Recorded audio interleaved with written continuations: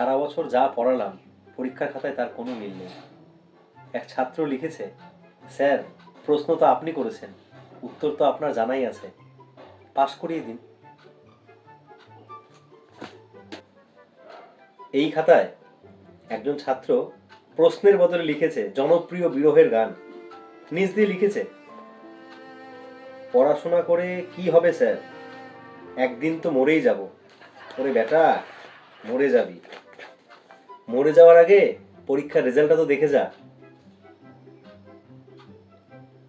আর একে দেখুন, একে আমি অঙ্ক করতে দিয়েছিলাম, সে আমার একটা ছবি এঁকে নিচে লিখেছে, স্যার আপনি খুব হ্যান্ডসাম, তাই অঙ্কটা মেলাতে পারলাম না। ওরে বেটা, তেল দিয়ে পাশ করার দিন শেষ, এবার এই ছবিতে তুই লাল রঙের গোল্লা খাবি।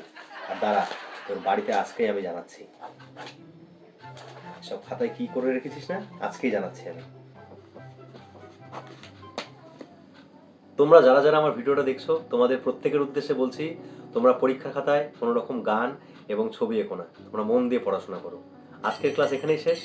ও আরেকটা বিষয়, অখিল ভারত বিবেকানন্দ যুব মহামণ্ডল ধূপগুড়ি শাখা, তারা আগামী 18 জানুয়ারি 2026 অর্থাৎ কালকে রবিবার স্বামী বিবেকানন্দের 163তম জন্মবর্ষ পূর্তি উপলক্ষে একটি মননশীল আলোচনা সভার আয়োজন করেছে।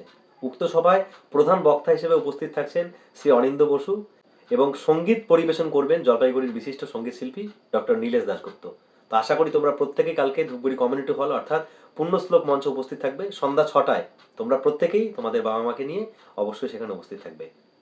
তো প্রত্যেকে ভালো এবং সুস্থ থেকো, ধন্যবাদ।